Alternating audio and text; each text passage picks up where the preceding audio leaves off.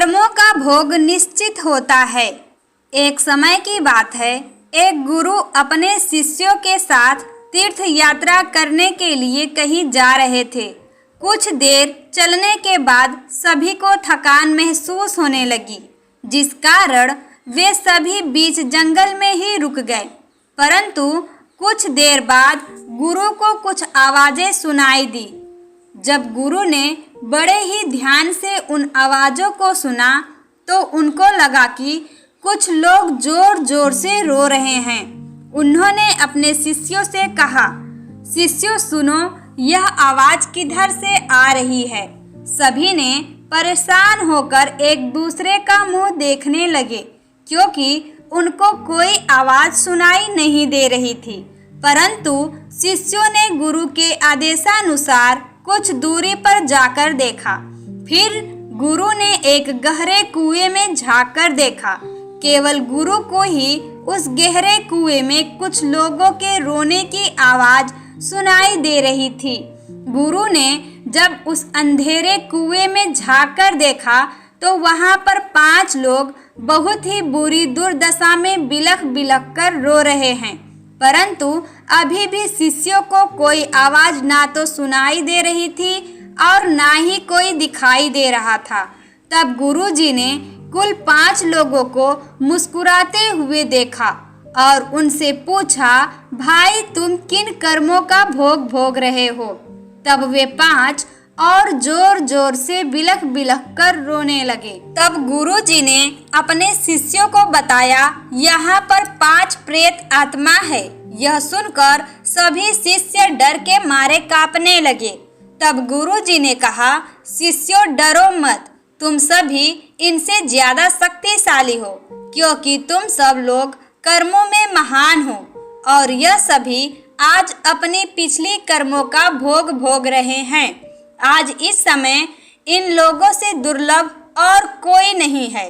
तब शिष्यों ने बड़े ही आश्चर्य से गुरु से पूछा, इन्होंने ऐसा क्या कर्म किए हैं?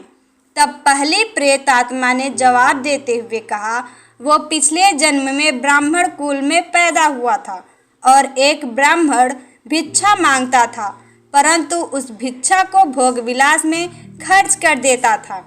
दूसरे प्रेतात्मा ने जवाब देते हुए कहा, मैं क्षत्रिय था और अपनी शक्ति का दुरुपयोग निर्बल, गरीब और लाचार लोगों के ऊपर किया करता था।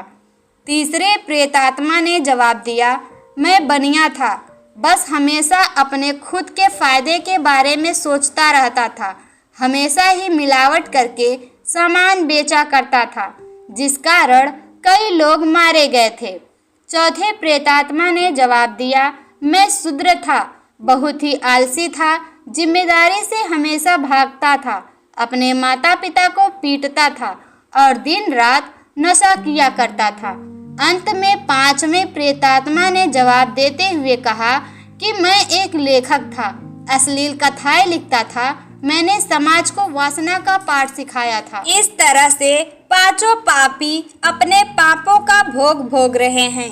सभी प्रेतात्माओं ने हाथ जोड़कर गुरु से निवेदन किया, हे गुरु, आप गुरु हैं, आप दुनिया वालों को समझाइए कि बुराई का रास्ता क्षणिक सुख देता है, परंतु उसका दंड कई जन्मों तक अंधकार में भोगना पड़ता है। इस कहानी से हमें यही शिक्षा मिलती है, मनुष्य को अपने किए का फल भोगना ही पड़ता है, फिर वह चाहे किसी भी जन्म में क्यों ना हो।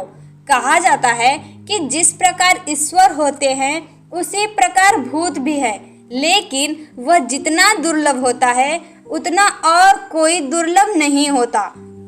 जितना कष्ट झेलते हैं उतना कोई और नहीं खेलता।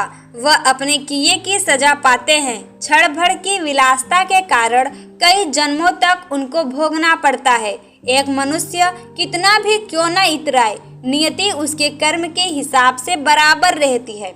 इसलिए हमेशा सदाचार के मार्ग पर चले। अगर आपसे कोई गलती हुई हो तो उसे सुधारे। कहानी आपको कैसी लगी हमें कमेंट अवश्य करें। Thank you.